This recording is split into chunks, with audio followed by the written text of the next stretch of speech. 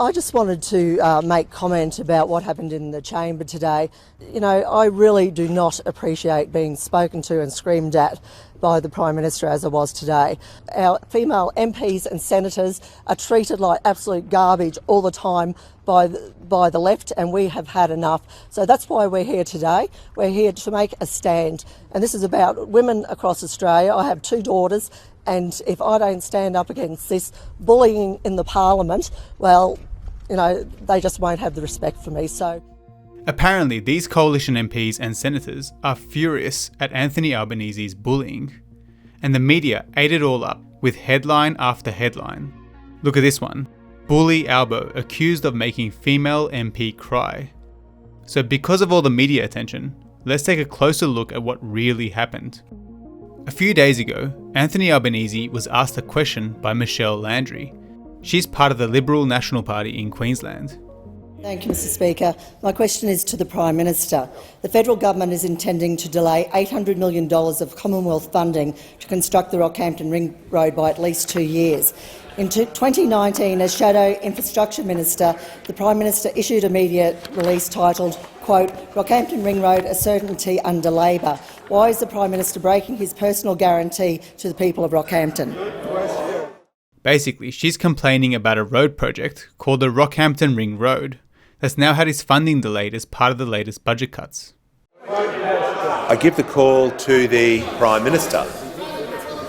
Thank you, Mr Speaker. I thank the member for her question, and the member would know that as Infrastructure Minister there was substantial investment went into Rockhampton roads, particularly Yeppen floodplain, which we funded, did the planning for. Members on my left. Yeppen floodplain. Yeppoon's a different place. Peter Dutton is constantly interjecting here with nonsense. He's trying to suggest that Anthony Albanese misspoke by saying Yeppen instead of Yeppoon. It's not a big deal either way, but Peter Dutton, being from Queensland, is trying to be smart with his geography skills, except he's the one with no clue. The Yeppen floodplains upgrade, which Anthony Albanese was referring to, was a road investment by the federal government many years ago. Yeppoon is a totally different place. To me, it seems the rest of Albanese's response is aimed mainly at Peter Dutton, given his failed and continuing interjections. Yeppen floodplain. Yeppoon's a different place. Yeppoon's a different place. And you might want to ask the member for Capricornia, because Yeppoon is on the coast north of Rockhampton, and Yeppen floodplain is to the south. It's the southern entry of the Bruce Highway into Rockhampton. Queenslander! Queenslander! Order. Members on my right. Says it all. Says it all. Because I know about Members Queensland right. roads, because the Bruce Highway under John Howard's government put $1.3 billion in.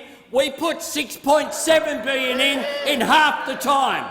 In half the time, including the Yeppen floodplain, including planning money for the Rockhampton Ring Road that began when Kirsten Livermore was the member for Capricornia, who campaigned for it, but when government changed in 2013, it went on the back burner. So you were in government for almost a decade, and you haven't dug a hole on the project. The environmental approvals aren't finished. The funding was underfunded for the project, so that when we looked at the detail of the project, it doesn't have enough money allocated to it under you. But we will get this project done, like we got the Yeppen floodplain done, like we got, by the way, roads to Yeppoon done as well. Will leave the chamber under 94A.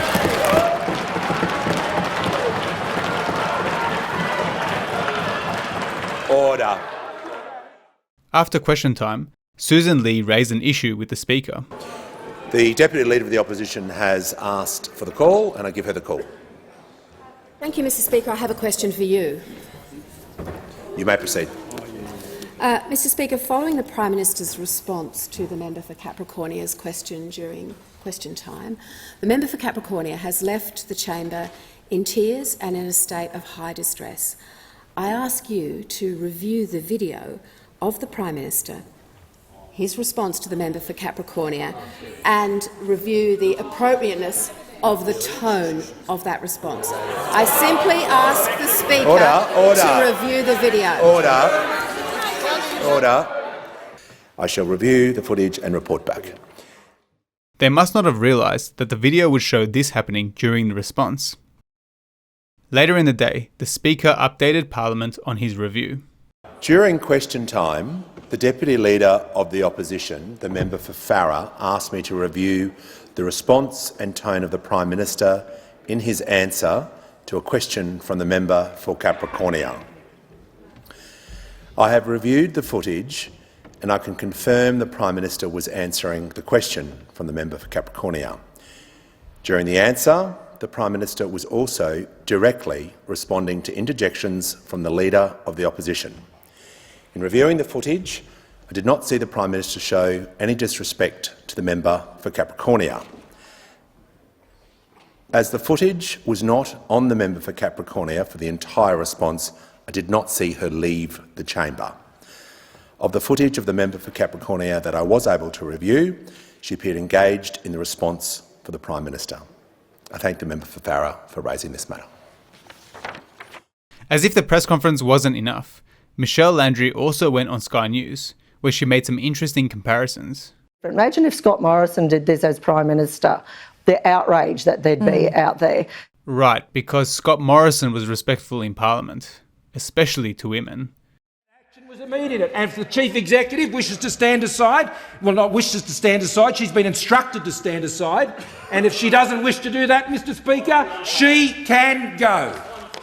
I don't remember an army of coalition MPs holding a press conference for Christine Holgate.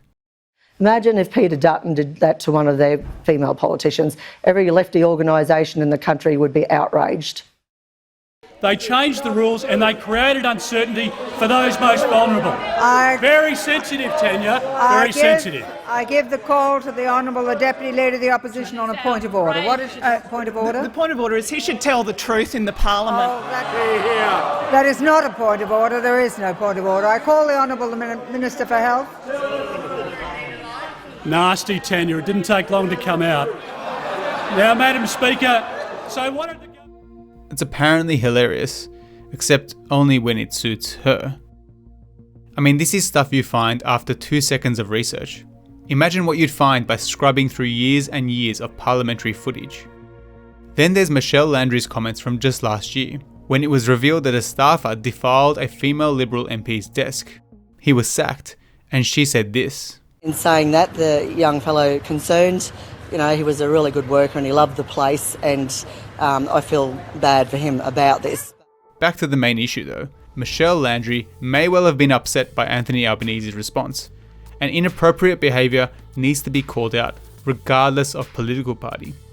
But you can't be selective with your outrage. There are real issues with how Parliament operates, and there's a proper debate to be had about whether the theatrics that both parties engage in are productive. Unfortunately, things like this only detract from that debate.